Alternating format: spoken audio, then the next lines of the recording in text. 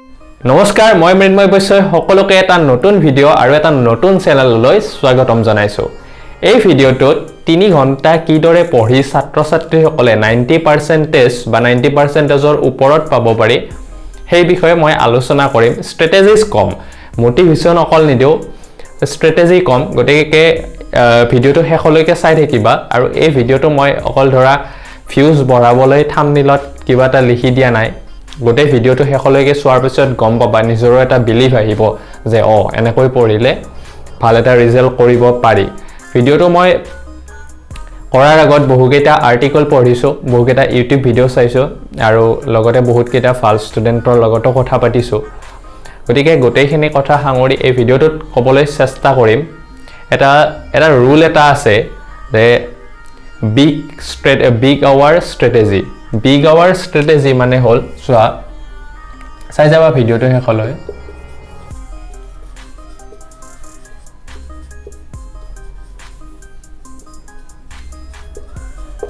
তোমাৰ যদি productivity increase কৰিব লগা হয়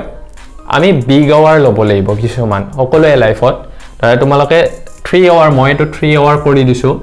ষ্টুডেন্টে কি দৰে 3 ঘণ্টা পঢ়ি 3 ঘণ্টা বিগ আৱাৰ হিচাপে লৈ ভাল এটা ৰিজাল্ট কৰিব পাৰে তাৰ বিষয়ে যেটো আলোচনা কৰিম ধৰা তোমালোকে কি কৰিব লাগিব প্ৰথমতে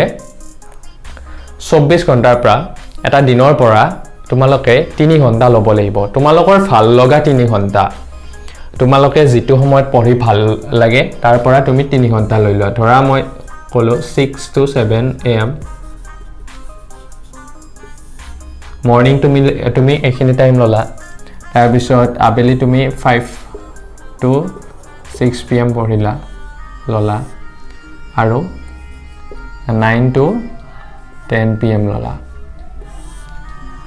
3 ঘণ্টা প্ৰথমতে কি কৰা বিগ আৱাৰ হিচাপে লৈ লোৱা তোমালোকে এইখিনি কথা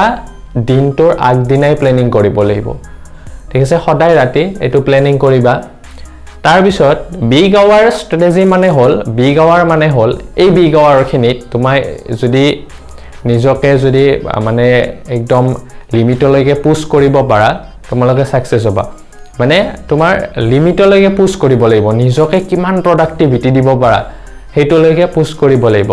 প্ৰথম কথা হল তুমি এই 3 ঘণ্টা সময় তুমি বিছনাত পঢ়িব নোৱাৰা মেইন কথা তুমি বিছনাত পঢ়িব নোৱাৰা চকী আৰু মেজত পঢ়িব লাগিব সেকেন্ড কথা তুমি জিদৰে পৰীক্ষা দিবলৈ গলে আমি গাপা ধুই যাও সদায় তুমি এই 3 ঘণ্টা সময় সদায় গাপা ধুই পঢ়াৰ টেবুলত বহিবা এনে নবহিবা তেতিয়া ফ্ৰেশ লাগিব নিজকে থাৰ্ড কথাটো হল তুমি এখিনি সময়ত তুমি উঠি যাব নোৱাৰা টেবুলৰ ওচৰৰ পৰা উঠি যাব নোৱাৰা যদি ফুক সুক লাগে তেতিয়া হলে ওচৰত কিবা বস্তু সুস্থ আনি থৈ দিয়া খোৱা বস্তু এইকেইটা কাম কৰা আৰু তুমি এটা কি কৰা এই 3 ঘণ্টাটো 20 আৱাৰ্স 20 মিনিটস কে ভাগ কৰি দিয়া 20 মিনিটস কে ভাগ কৰিলে তুমি তিনিটাকে ভাগ কৰিব পাৰিবা 20 মিনিটস কে কি কৰা ভাগ কৰা তাৰ পিছত তুমি প্ৰতিটো 20 মিনিটছত এটা বেলেগ সাবজেক্ট লোৱা বেলেগ সাবজেক্ট নললেও বেলেগ কোৱেশ্চন আনসাৰ বা বেলেগ চেপ্টাৰ লবা ধৰা এটোত ইংলিশৰ কিবা এটা কোৱেশ্চন পঢ়িলা লং কোৱেশ্চন লবা শৰ্ট কোৱেশ্চন কিটা তো এনে মনত থাকি যায় লং কোৱেশ্চন কৰিলা লেটাৰ সেটাৰ কৰিলা ধৰা এছামিজ ইয়াতে ধৰা এছএসটি ললা ইয়াতে বেলেগ সাবজেক্ট ললা বা আকৌ যদি সময় ৰৈ যায় আকৌ ইংলিশটো লব পাৰা ইয়াত এছএসটিও লব পাৰা মুঠতে কোৱেশ্চন আনসাৰ বেলেগ লবা ঠিক আছে তাৰ পিছত টাৰ্গেট এটা বনাই লবা যে মই ইংলিশৰ এই কোৱেশ্চন আনসাৰটো 20 মিনিটছৰ ভিতৰতে কমপ্লিট কৰিব লাগিব এইখন লেটাৰ ধৰা মই 20 মিনিটছৰ ভিতৰতে কমপ্লিট কৰিব লাগিব তুমি মানে ব্ৰেইনটো কি দি দিলা এটা টাৰ্গেট দি দিলা এনে টাৰ্গেট দিলে আমাৰ প্ৰডাক্টিভিটি বাঢ়ে সকলোৰে টাৰ্গেট দিবা এছামিছৰ ঠিক তেনে দৰে যে এইটো কোৱেশ্চন আনসাৰ মই 20 মিনিটছৰ ভিতৰত কৰিব লাগিব যদিও নহলে কি কৰিবা তুমি ধৰা এইটো 20 মিনিটছত তুমি কি সায়েন্সৰ কিবা কৰা কথা আছিল কিন্তু হেখিনি নহল তুমি কি কৰিবা বাকি সময়খিনি পাবা নহয় এইখিনি সময়ত আকৌ লাগি নাথাকিবা এইটো 20 মিনিটছলৈকে সায়েন্সটো আহিব নিদিবা এইটো 20 মিনিটছত কিবা এটা বেলেগ কৰিবা বা সায়েন্সৰ কৰিলো সেই কোৱেশ্চন আনসাৰটো কৰি নাথাকিবা বেলেগ কৰিবা তাৰপিছত এই সময়খিনি পাবা নহয় এই সময়খিনিত তুমি ধৰা 6টাৰ পৰা 6টাতে পঢ়া নাখামৰা এই সময়খিনিত কি কৰিবা তুমি এই বস্তুখিনি ৰিভাইজ দিবা বা যিখিনি নহল সেইখিনি কমপ্লিট কৰিব ট্ৰাই কৰিবা লগতে তোমাৰ হোমৱৰ্ক থাকে টিউচন থাকে টিউচন থকা টাইমটো তুমি বিগ ওভাৰ হিচাপে নলবাই যি কাম আছে বা লিখা কাম আছে তুমি এইখিনি টাইমত কমপ্লিট কৰিব ট্ৰাই কৰা মুঠতে এই 3 আৱাৰ্ছত তুমি না হোমৱৰ্ক কৰিবা না লিখা কাম কৰিবা কেৱল পঢ়িবা আৰু ধৰা এইটো কমপ্লিট হোৱা নাই তুমি এইখিনি টাইমত লৈ আনা এইখিনি টাইমত তুমি কমপ্লিট কৰিব ট্ৰাই কৰা মুঠতে এটা টাইম মানে কি 1 ঘন্টা এটা বস্তুকে পঢ়ি নাথাকিবা 20 মিনিটস কে আৰু যদি 15 মিনিটস কে লব পাৰা আৰু বেছি ভাল তেতিয়া চাৰিটা ভাগ কৰিব পাৰিবা মুঠতে লৈ লবা প্ৰথমতে হয়তো আৰু অলপ বেছি লৈ লব পাৰা 30 মিনিটস লৈ লব পাৰা কিন্তু 20 মিনিটস লব পাৰিলে ভাল বা 15 মিনিটস ললে আৰু বেছি ভাল তোমালোকে এটো নিজে চাই লবা নিজৰ হিচাপত লৈ লবা মুঠতে তুমি 1 আৱাৰটো তুমি ভাগ কৰিব লাগিব ঠিক আছে দুটা সাবজেক্টে হওক দুটা কোৱেশ্চন আনসাৰে হওক বা যিমানটা হয় তোমালোকৰ বেছিকে হলে তোমালোকৰ নিজৰে বেছি ভাল মুঠতে ভাগ কৰিবা তাৰ পিছত কি কৰিবা মই এইখিনি টাইমত কি কৰিবা কলে এইখিনি টাইমত বেলেগ কামখিনি কৰিবা আৰু ৰিভাইজ দি থাকিবা কাৰণ আমি এটা বস্তু যদি মনত ৰাখিব লগা হয় আমি সেই বস্তুটো 20% যদি পঢ়ো 20% ষ্টাডি আৰু 80% ৰিভাইজ বুলি এটা ৰুল আছে কিবা এটা কথা মনত ৰাখিবলৈ হলে আমি 20% ষ্টাডি কৰিব লাগিব 80% আমি ৰিভাইজ কৰিব লাগিব যদি বস্তুটো তুমি পঢ়ি কিনে ৰিভাইজ নকৰাকে থৈ দিয়া হেইটো পঢ়াৰ একো মূল্য নাই হেতু তুমি দুদিনমান পিছত এনেও পাহৰি যাবা গতিকে তুমি ৰিভাইজ কৰি থাকিব লাগিব কোৱেশ্চন পেপাৰ হওক মানে আজিকালিটো কোৱেশ্চন পেপাৰ পাই টেক্সট বুক বা কিবা কিবি কোৱেশ্চন বেংক তাৰ পৰা তুমি কোৱেশ্চন কিটা চাই তুমি ৰিভাইজ কৰি থাকা যিমান পাৰা যিমান ৰিভাইজ কৰা সিমান ভাল অন্তত পৰীক্ষা দিব যোৱালৈকে 5-6 বাৰ ৰিভাইজ হৈ যাব লাগে তেতিয়া তোমাৰ ব্ৰেইনত এটো পুৰা একদম থাকি গল আৰু পৰীক্ষাত তুমি ধুনিয়াকৈ লিখিব পাৰিবা সেই কাৰণে ৰিভাইজ কৰিব লাগিব গতিকে এইখিনি তোমালোকে ফলো কৰিবা আৰু প্ৰথমতে কষ্ট হ'ব প্ৰথমতে তুমি টেবুলত বহিব নোৱাৰিবা তোমাৰ যেহেতু ইমান দিনে ধৰা বিছনাত পঢ়া হেবিট আছিল কিন্তু প্ৰথমতে তোমাৰ কষ্ট হ'ব কষ্ট হলেও কৰিব লাগিব এটা আমাৰ যদি হেবিট এটা ফৰ্ম হ'বলৈ হলে আমাৰ 21 ডেজ লাগে এটা যদি হেবিট মই যদি এটা ফৰ্ম কৰিব লাগে ভাল হেবিটে হওক বেয়া হেবিটে হওক যদি এটা ভাল হেবিট ফৰ্ম কৰিব লাগে হয়তো তোমাৰ টেবুলত পঢ়া হেবিটটো নাছিল বিছনাত বহি কিনে পঢ়া হেবিটটো আছিল এতিয়া তুমি 21 ডেজ কিবাকে কৰা তাৰ পিছত তোমাৰ হেতু কি লাগিব ইজি লাগি যাব হয়নে নাই হয়তো তোমাৰ টেবুলৰ পৰা উঠি যোৱা স্বভাৱ আছিল তুমি 21 ডেজৰ কাৰণে তুমি উঠি নাযাবা 21 আৱাৰ 3 আৱাৰ আছে মাত্ৰ হয়নে নাই তাকো তুমি গেপ নলবা আৰু এটা কথা কৈ দিছো এইটো টাইমিংটো একেলগে নলবা ধৰা 5টাৰ পৰা 6টা ললা 6টাৰ পৰা 7টা নলবা মাজতে গেপ দিবা সেই গেপখিনিত ৰিভাইজ কৰিবা এইটো টাইমিংও একেলগে নলবা ঠিক আছে মাজতে গেপ দিবা হয়তো আৰু তুমি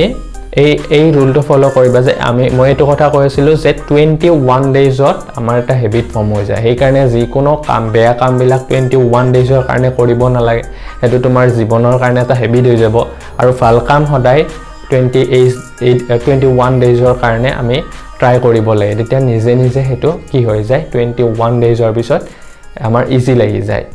সবা তোমাৰ ধৰা কোডিং শিকিব স্টাৰ্ট কৰিছা 21 ডেজ খুব টান লাগিব তাৰ পিছত লাহে লাহে হি ইজি লাগিব কম্পিউটাৰ নতুনকৈ চলাব ট্ৰাই কৰিছা কম্পিউটাৰটো তোমালোকে 21 ডেজ প্ৰথমতে ধৰা 3 দিন তুমি একদম এৰি দিব মন যাব লাহে লাহে তুমি যেতিয়া কৰিবা 21 ডেজ পিছত সেই কামটো ভাল লাগা হৈ যাব গতিকে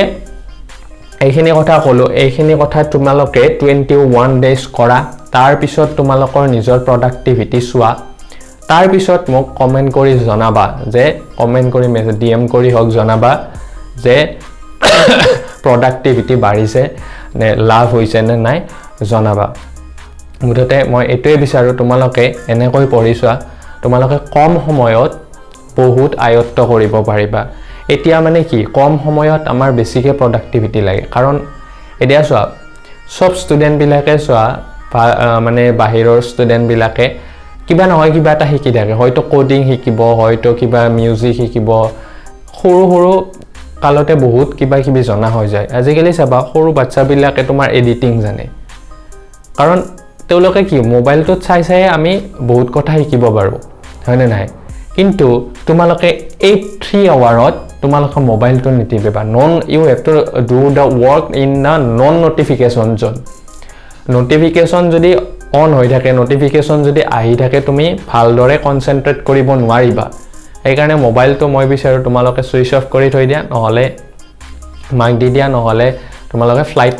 মোডটো অন কৰি কিনে থৈ দিয়া মোবাইল নাচাবা বেলেগ তোমালোকে মনটো ডাইভাৰ্ট নকৰিবা দুৱাৰ মাৰি লবা মানে ঘৰৰ তুমি যিটো ৰুমত পঢ়া আৰু তুমি সকলোকে কৈ দিবা যে মোৰ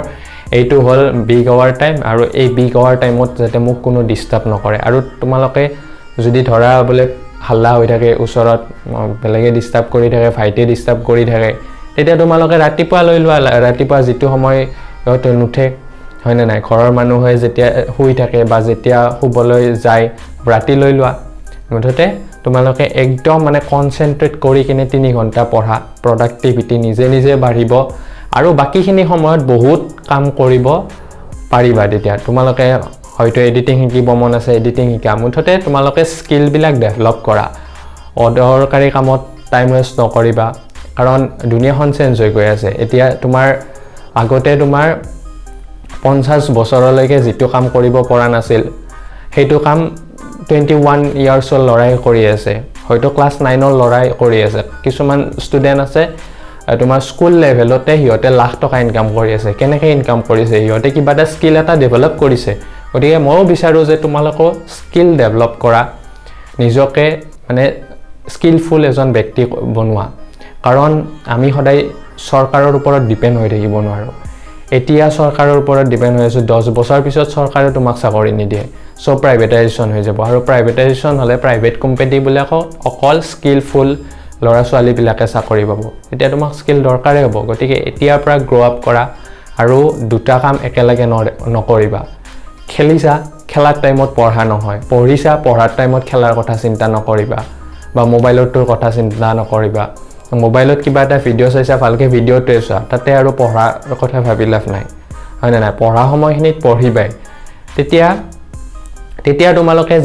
মানে কি হ'ব তোমালোকে যেটো কাম কৰিব পাৰা যেটো কাম